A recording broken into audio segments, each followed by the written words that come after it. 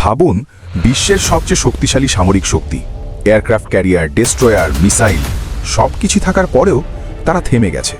কোথায়? একটা সরু জলপথে, হরমুজ প্রণালী। Strait of Hormuz. President Trump asked the chairman of Joint Chiefs why they can't just immediately reopen the Strait of Hormuz. আর এই জায়গায় দাঁড়িয়ে একটা দেশ পুরো বিশ্বকে চ্যালেঞ্জ জানাচ্ছে। দেশটা ইরান। প্রশ্ন হলো, কিভাবে এমন একটা দেশ যার কাছে আমেরিকার মতো প্রযুক্তি নেই, সে থামিয়ে দিল পুরো বিশ্বশক্তিকে? আজকের ভিডিওতে আমরা সেই বাস্তবতা দেখব যেটা মিডিয়াতে খুব কমই দেখানো হয়। হরমুজ শুধু একটা পথ না, এই পথ দিয়ে যায় বিশ্বের প্রায় 20% তেল। মানে এই একটা জায়গা বন্ধ হলে পুরো পৃথিবী কাঁপবে, তেলের দাম বাড়বে, অর্থনীতি নড়ে যাবে। আর এই জায়গাটার সবচেয়ে বড় কন্ট্রোল কার কাছে? ইরানের। ইরানের আসল শক্তি। অনেকে ভাবে শক্তি মানেই বড় যুদ্ধজাহাজ, কিন্তু ইরান অন্যভাবে চিন্তা করে। তারা জানে সরাসরি লড়াই না, বুদ্ধি দিয়ে জিততে হবে।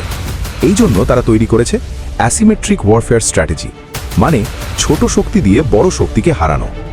Swarm strategy. ইরান ব্যবহার করে শত শত ছোট স্পিড বোট। এগুলো খুব দ্রুত, রাডারে কম ধরা পড়ে আর একসাথে আক্রমণ করে। এই কৌশলকে বলে সোয়ার্ম অ্যাটাক, যেখানে একসাথে অনেক ছোট ইউনিট একটা বড় শক্তিকে ঘিরে ফেলে। এই স্ট্র্যাটেজি বিশেষভাবে তৈরি করা হয়েছে শক্তিশালী নৌবাহিনীকে বিভ্রান্ত করার জন্য। শুধু বোট না, পুরো সিস্টেম। ইরান শুধু বোটেই থামে না, তাদের কাছে আছে drone boats, coastal missile, Naval mines. শুধু ছোট ছোট এই অস্ত্রগুলোই পুরো সমুদ্রকে বিপজ্জনক করে তোলে।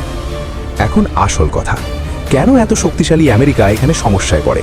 কারণ বড় জাহাজ মানে বড় টার্গেট, ছোট বোট মানে দ্রুত আর অদৃশ্য। একটা মিসাইলের দাম $1,00,000, কিন্তু একটা বোট অনেক সস্তা। এটা একটা অসম যুদ্ধ, যেখানে কম খরচে বড় ক্ষতি করা যায়। ইরানের মাইন্ড গেম।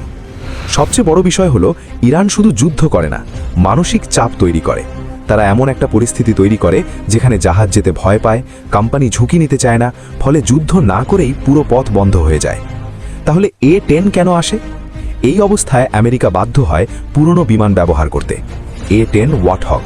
কারণ ছোট বোট ধ্বংস করতে নিচুতে উড়া দরকার, আর এই কাজটা A-10 ভালো পারে।